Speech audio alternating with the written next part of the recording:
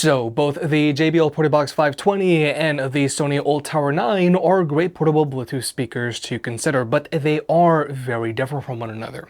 The JBL Partybox 520 has better portability, whereas the Sony ULT Tower 9 has much better sound. So today, we're going to compare these two speakers and we're going to see which one's right for you. Regarding pricing, both of these speakers retail for $900, which is a lot, but you do forget about that when you're actually playing music with them.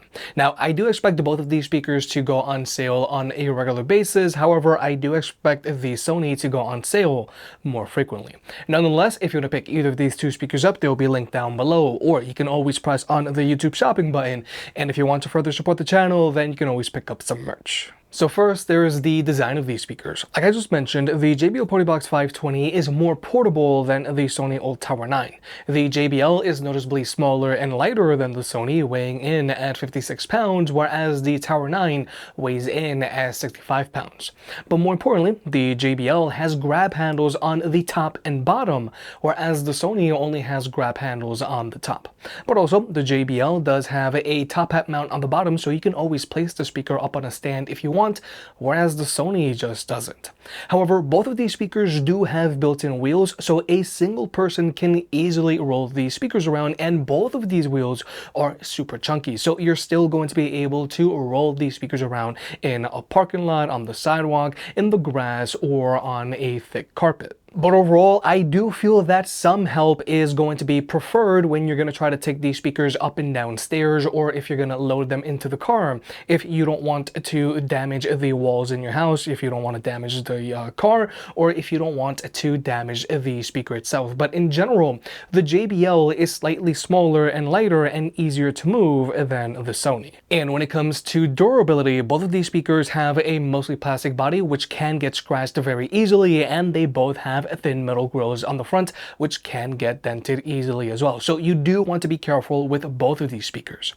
However, the JBL Partybox 520 does have an IPX4 water resistance rating, whereas the Sony doesn't, because the Sony just doesn't have a cover for its plug.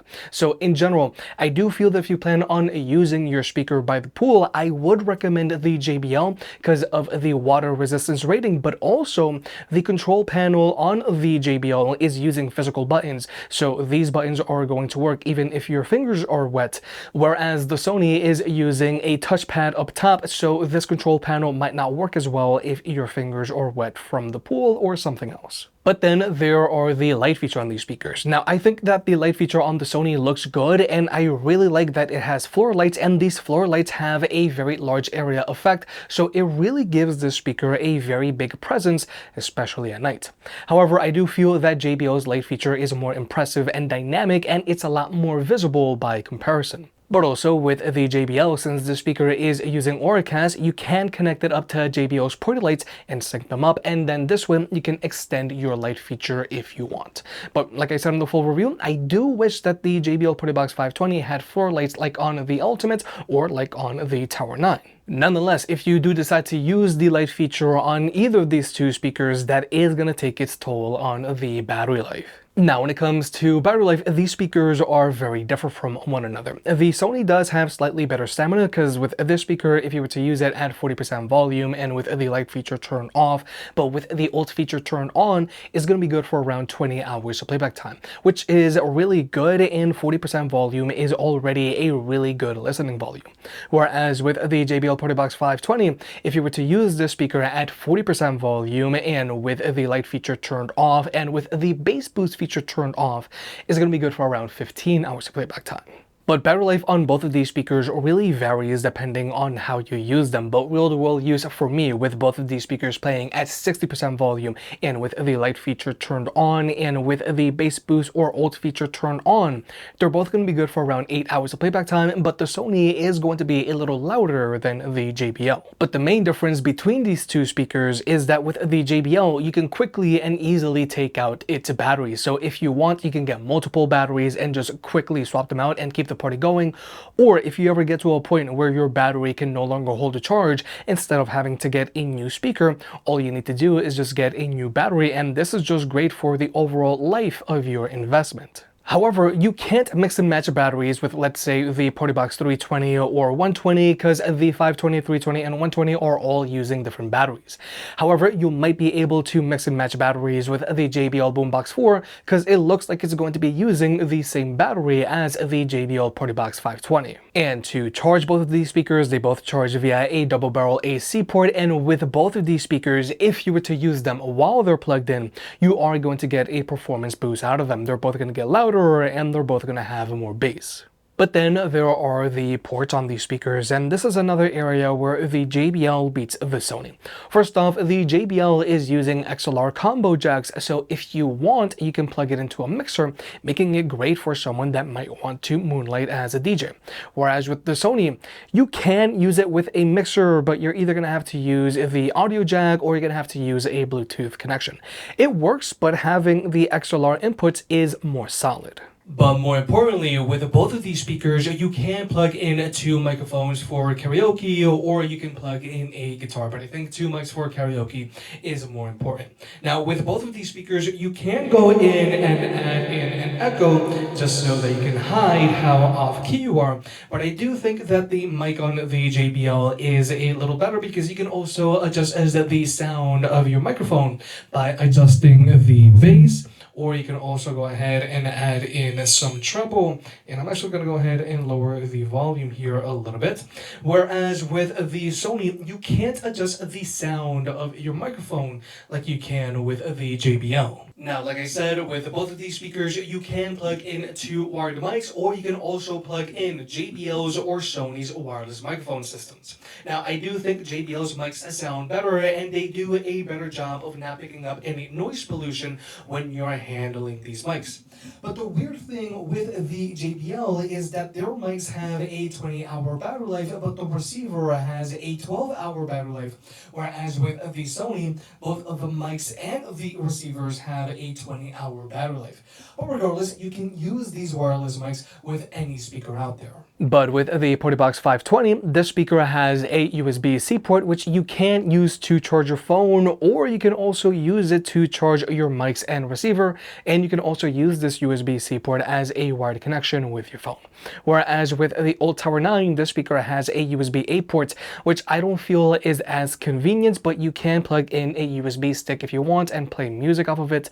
But with both of these speakers, you can still use them with a wired connection because they both still have an audio jack. However, the Partybox 520 also has an audio out jack, so if you want, you can always daisy chain the speaker up to any other speaker, regardless of size or brand, and get them to play in sync. And I really feel that this is a super useful feature. Now, the Sony doesn't have an audio out jack, but it does have an optical port, so if you want, you can always connect the speaker up to your TV and use it as a soundbar. And I also feel that this feature is super useful because let's say you have a medium-sized soundbar, or if you just don't have a soundbar at all, then the Tower 9 can definitely step in, especially if you're going to have friends over to watch the game or watch the fight. And when it comes to Bluetooth connectivity, both of these speakers can be connected to two devices at the same time, so you and a friend can both be DJ.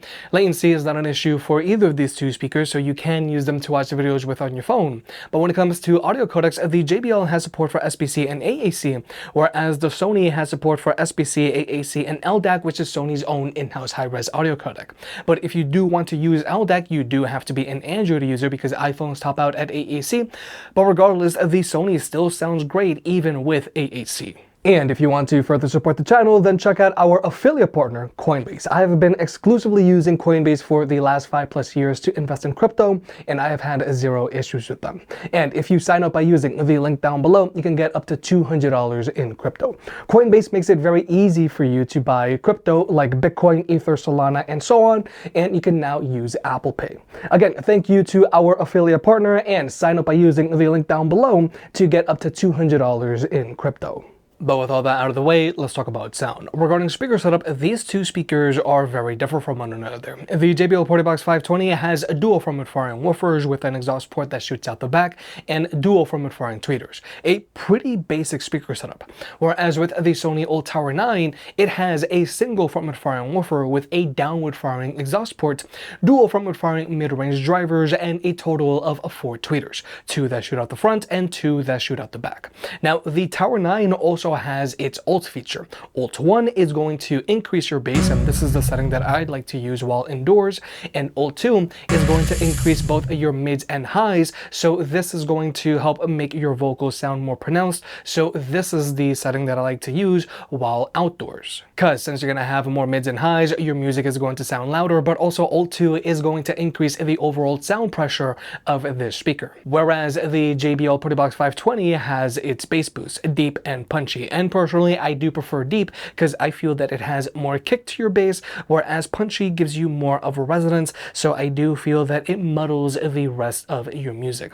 But now we're going to go ahead and jump into the sound test. Both of these speakers are playing at 75% volume while unplugged, and the JBL is playing with a bass boost set to deep, and the Sony is playing with ULT 2. How could I know it would be goodbye, my love?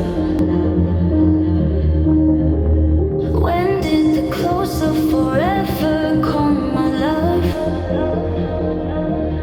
All I recall was a stare that was vacant and cold. Where did the spark go, the warmth that once stole my soul?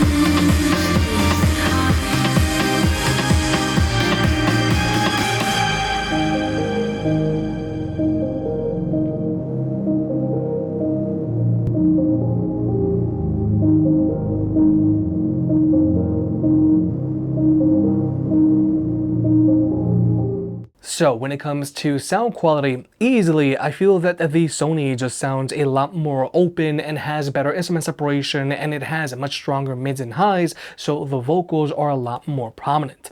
Whereas the JBL just sounds a lot more narrow by comparison.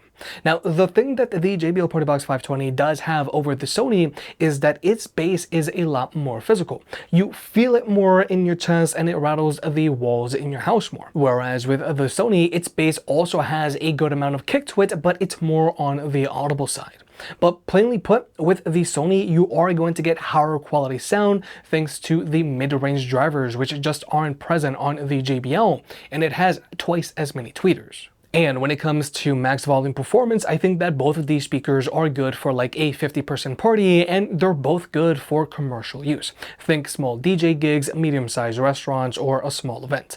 But with both of these speakers, if you were to use them while they're plugged in, you are going to get a performance boost out of them. They're both going to get louder, and they're both going to have more bass. But overall, the Sony does manage to get a little louder than the JBL because it does lean towards a brighter sound signature.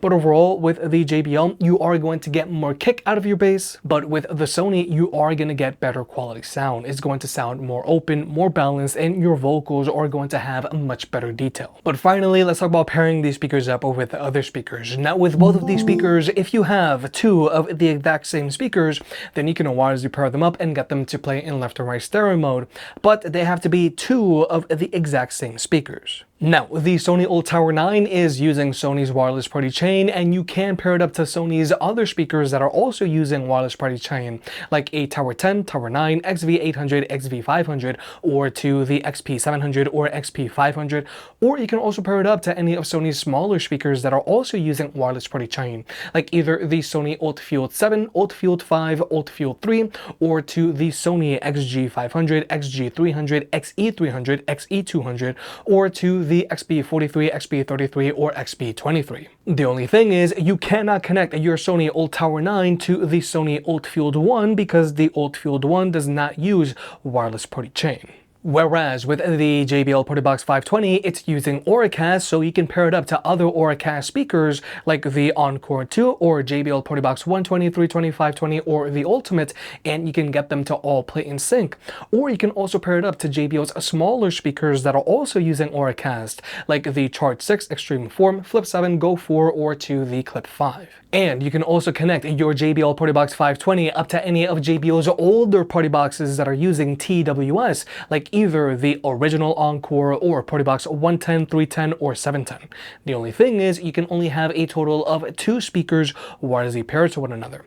But also keep in mind that you cannot connect your JBL Partybox 520 up to any of JBL's older speakers that are using Party Boost, like either the JBL Boombox 3, Boombox 2, Extreme 3, Charge 5, Pulse 4, Flip 6, or to the Flip 5. But also with Auracast, you'll be able to connect your JBL Partybox 520 up to non-JBL speakers that are also using Auracast, and like I mentioned earlier, the Partybox 520 does have that audio out jack, so you can always daisy chain it up to any other speaker regardless of a size or brand and get them to play in sync. So overall, if you're looking to grow your collection of speakers, then both JBL and Sony give you a lot of different models to choose from, but with Sony, you are going to be stuck inside of Sony's ecosystem, whereas with JBL, since it is using Auracast and it does have a decent amount of backwards compatibility, you are going to have a little bit more flexibility. But with all that being said, I think both of these speakers are great, but they are very different from one another. I think the JBL Partybox 520 is a lot more versatile and portable than the Sony ULT Tower 9. It's smaller and lighter, but it also has an easy to remove battery. It has those XLR inputs, so you can easily plug it into a mixer. It has an audio out jack, and it's using Auracast, so you can pair it up to JBL speakers and non-JBL speakers that are also using Auracast, and you can also pair it up to JBL's party lights. However, with the Sony ULT Tower 9, this speaker does sound better than the JBL Partybox 520 because it sounds more balanced, more open, and there's much better definition in the mids and highs thanks to the mid-range drivers and the quad tweeters. Honestly, I think that choosing between these two speakers is going to come down to preference, but if you're looking for something to mainly use in your man cave or at home, I recommend the Sony ULT Tower 9 because it just sounds better. But if you need something more portable, something more on the go, then I do recommend the JBL Partybox 520. If you made it this far, I guess you enjoyed the video, so hit the like button and get subscribed. If you want to pick any of the products up, they'll be linked down below. And if you want to further support the channel, check out the merch. I made some shirts and hoodies that look and feel great. And you know I can be very particular, so I'll only slap my name on something if I'm really proud of it.